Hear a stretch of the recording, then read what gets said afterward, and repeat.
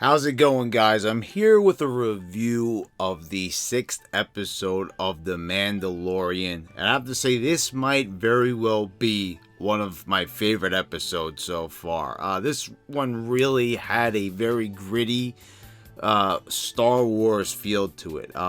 This was a really nicely laid out episode, and when you watch it from start to finish, it feels very satisfying, especially in the conclusion, because it's just a nice wrapping up of events and characters get their just dues. The villains get what's coming to them, and they're not really like villains as you would think in the common sense. So basically, we've got Mando off on another job, so we're visiting another location. That's one of the great things about this show.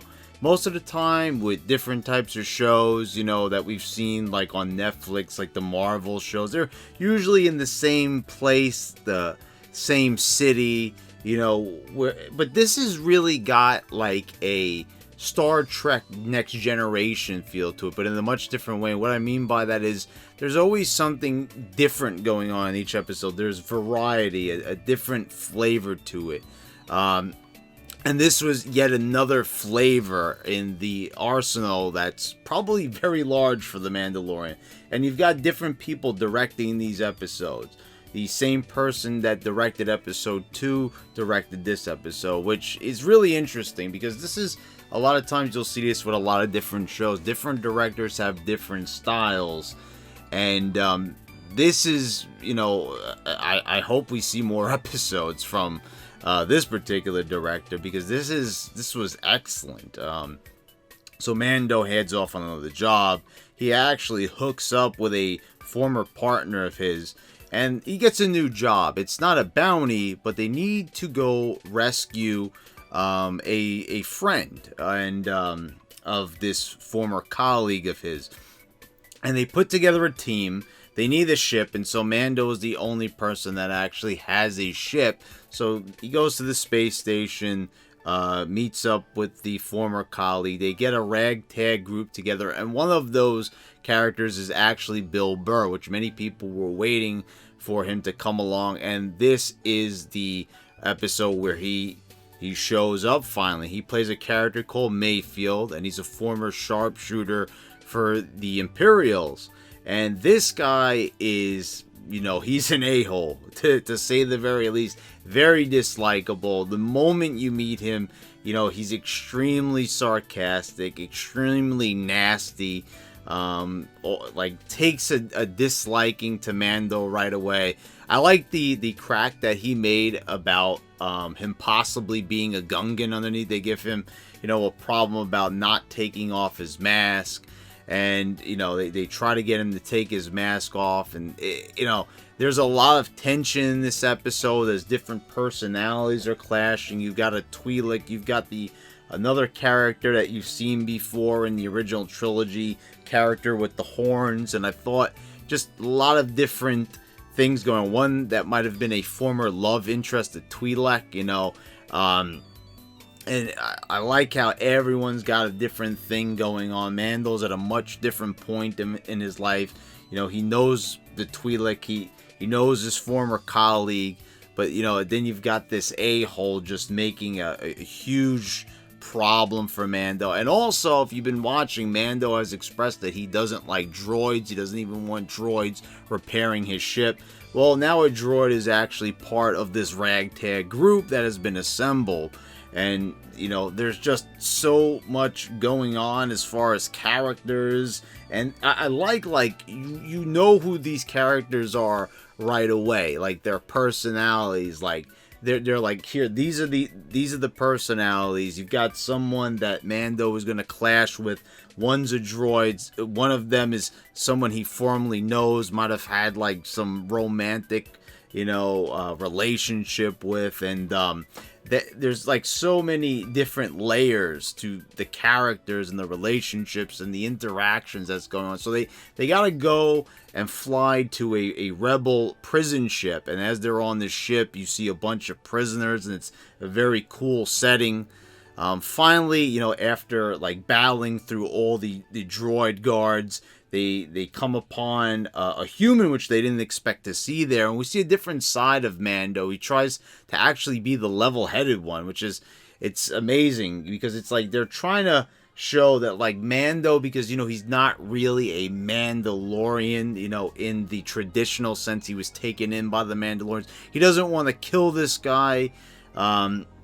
He wants to reason with him, but everyone else on the team just wants to kill the guy dead.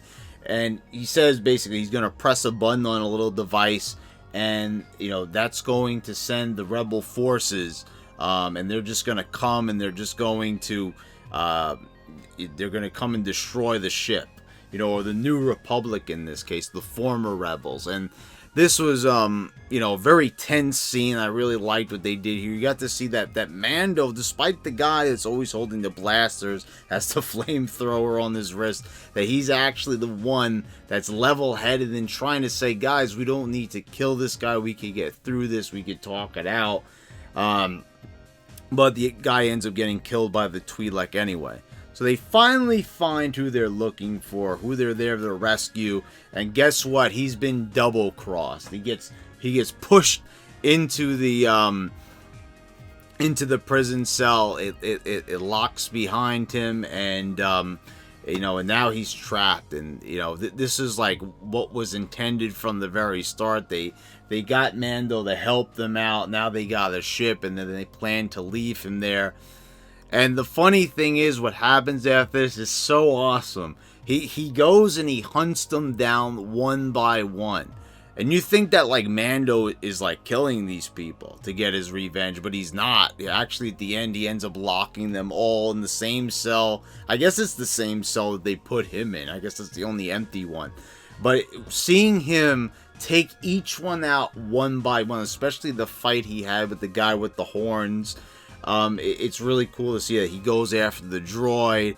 And, to finally see Bill Burr's character, Mayfield, after giving him so much of a problem and basically calling him Jar Jar Binks to his face, and finally just seeing that guy now, he's going to be rotting in a cell, that was just really, like, fulfilling to see all that. Like, and it was funny, it was comical, and, a lot of nice character touches. I really liked this. Felt like the most character driven episode out of all of them, because there was so many different personalities, and they were all fun, and you had you had the droid, you got the human, the Twi'lek. Just there's so much variety. It just showed you what Star Wars has to offer as a whole.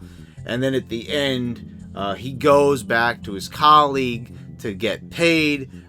He takes it, and then he starts flying off on the ship, and then his colleague says, you know what, kill him. And just before they're about to do, I think they're going to like launch a weapon at him or something,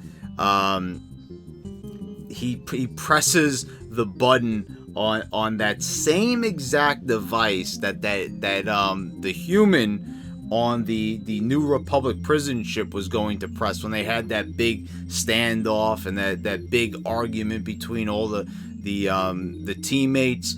That gets pressed, and then you see that the Rogue Squadron comes, and they just start shooting that ship up, that little space station that they're on, rather, and it just ends like that. And that was like really fulfilling. And you see at the end that like Mando didn't end up killing all the teammates. They're just like in the cell.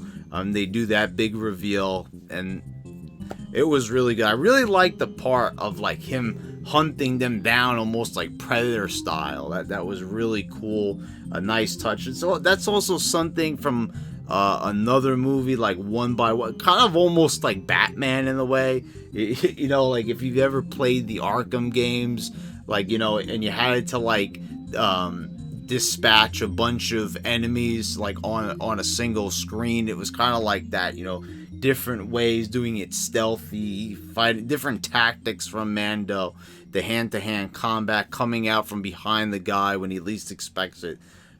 Lots of cool stuff there, and really showing what the Mandalorian is all about, and showing the potential of this show, that it could be a really fun show, but showing that it has a lot more to offer, showing that Star Wars is much more than just Jedis, lightsabers, and the Force.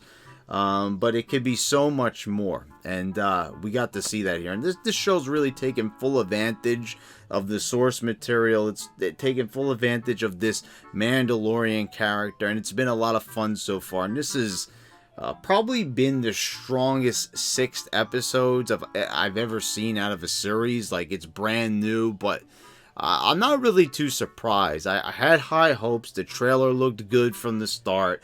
And, you know, there's been something new and fresh in each episode so far, even though they might have not been even in terms of quality, but, like, they've all been pretty good so far. They've all had, you know, quite a few interesting things to see. And, I'm pretty satisfied with this show. It's keeping me coming back for more. It's more that, you know, that it's more than the fact that it's just Star Wars. It's that it's a really good quality show. A lot of good acting and a lot of, like, fun writing and dialogue. Like I said, this, I think, dialogue-wise, this was probably one of the best episodes that we've gotten so far. Because, I mean, just listen to those interactions, you know, with Bill Burr and Mando. Just excellent stuff. So anyway, guys, let me know what you thought about this episode down below. Subscribe if you haven't already, and click the bell so you get all notifications when I post all my new videos. And guys, I'll see you next time.